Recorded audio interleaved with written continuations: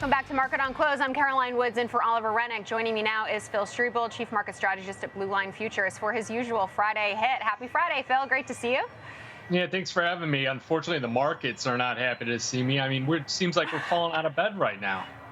I know. I was going to say, before we get to our commodities talk, I do want to ask you about the sell-off that we're seeing. I mean, just picking up steam. We still have about 15 minutes to go before the closing bell, but the Dow, off the worst levels, but still down 762 points. The S&P 500 down about 1.7% right now. What do you make of the weakness?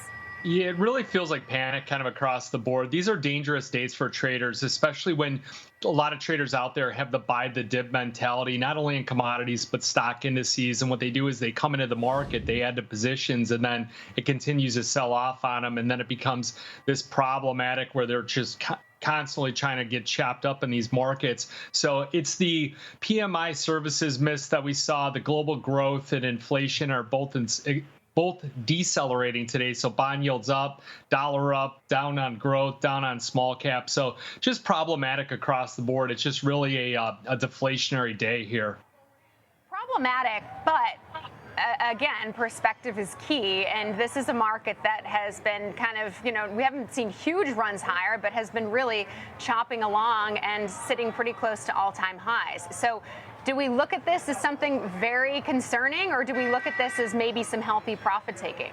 Yeah, so this is where like the cooler heads prevail and you go, okay, how far away are we from all-time highs? Is this really a setback? Are we in a new bear trend? So I think it is a lot of profit taking. I was a little concerned by seeing Walmart and the numbers that they put out and their forward expectations. I mean, Walmart is like the backbone of what I think of like the United States, as far as when you have problems in the economy and things like that, you can always go to Walmart and afford things. You're going to pare down some of those high-end retailers and things like that. So for them to come out with a warning, I was a little bit taken back by that, especially if the economy is going to start to slow down quite a bit. The higher for longer theme weighs in on things. Inflation really eats people up. I just felt like it was just really disappointing the way that the numbers came out in the perspective that they left with the consumer. I mean, they're known for being cautious, but let's see what other retailers say, especially next week when more retail earnings start to come in. So as down as stocks are, we're not seeing a flight to safety in gold. Gold actually pretty flat right now, actually down about 0.2%, although very close to all-time highs as well. What do you make of the move that we've been seeing in gold? It's still over 1% on the week, so it's stringing together its 8th straight consecutive week of advancing, with central banks that add about 16 tons this week. So it puts them on par for what they've been doing throughout the year and also in the last year. December was a bit of an anomaly where we saw a big uptick in central bank buying, but gradually monetary policy will ease. There is some uncertainty in the geopolitical landscape. So I think that gold provides a great opportunity. We're so close to the $3,000 mark that I feel like it's becoming more of a self-fulfilling prophecy that those dips are getting bought on the gold market. And we're seeing, a bit of volatility where it's making most of its higher highs has been in the overnight session. That's why it's important to have a futures account. But during the day in the U.S. session is when it's sold off and new investors have come in and bought it. So it's been really just this gradual move higher. I think 2,900 kind of would be a psychological level of support. Below that would be something like 2857. I don't think we want to see it close below there. It's going to take it back to this big neutral trend. Okay, 29.49 right now.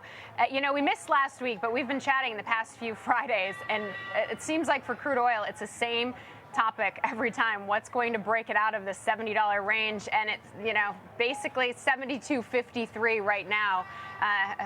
Do you have a new answer for us?